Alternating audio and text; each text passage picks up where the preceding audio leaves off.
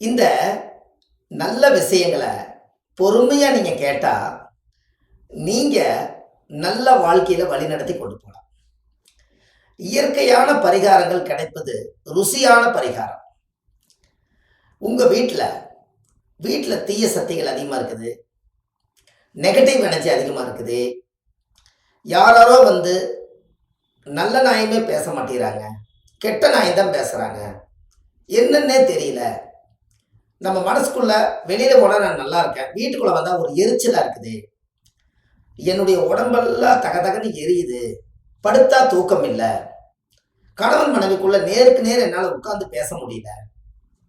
பெத்த புள்ளகிட்ட வந்து என்னால பேச முடியல. எகுத்துக்கு எகுத்து என்கிட்ட கேள்வி கேட்கறாங்க. என் மாமியா என் கூட சண்டையாவே இருக்குது. மருமக நல்ல புள்ளையும் தான் கட்டிட்டு வந்தேன். ஏனோ இங்க வந்ததுக்கு அப்புறம் மாறிடுச்சு. இப்படி எல்லாம் ஒரு வீட்டுக்குள்ள நடக்கிறதுக்கு என்ன காரணம்னா, முதல் உங்களுடைய வீட்டுக்குள்ள தீய சக்திகள் அதிகமா இருந்தா, இதோட தீய சக்தி நம்ம மேலதான் அது அலைகள் வந்து அதிகமாகி நம்ம என்ன பேசுறனே தெரியாம இந்த மன கஷ்டங்கள் உருவாகும்.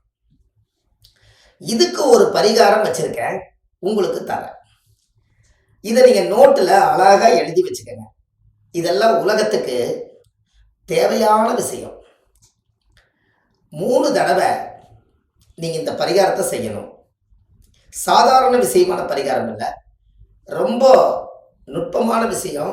வாழ்க்கையில இதை நீங்க செஞ்சீங்கன்னா அதை விட ஒரு பரிகாரம் எதுவுமே இல்லை. அந்த அளவுக்கு அற்புதமான ஒரு பரிகாரத்தை இப்ப நான் உங்களுக்கு கொடுக்க போறேன். அப்ப நான் இவ்வளவு பிரச்சனைக்கு ஒரு தீர்வு வேணும் அப்படின்னா, ஒரு பரிகாரம் நான் சொல்றேன், எழுதிக்கங்க. மழை தண்ணி வருது இல்லைங்களா, மழை வருது இல்லையா, மழை வரும்போது எந்த பக்கமே ஒரு ஓட்டல விழுந்தோ ஒரு வீட்டுல விழுந்தோ அந்த மழை தண்ணி வந்து பிடிக்கக்கூடாது.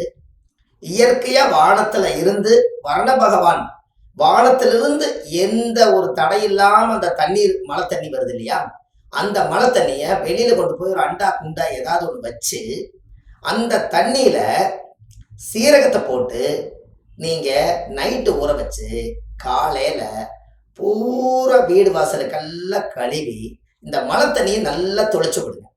இறைவனுடைய தீர்த்தம், அது கடவுளுடைய தீர்த்தம், வரண பகவானுடைய தீர்த்தம். இந்த தீர்த்தத்தை நீங்க தெளிச்சு விட்டீங்கன்னா உங்க வீட்டுல 108 கணபதி ஹோமம் செஞ்சதுக்கு பவர்.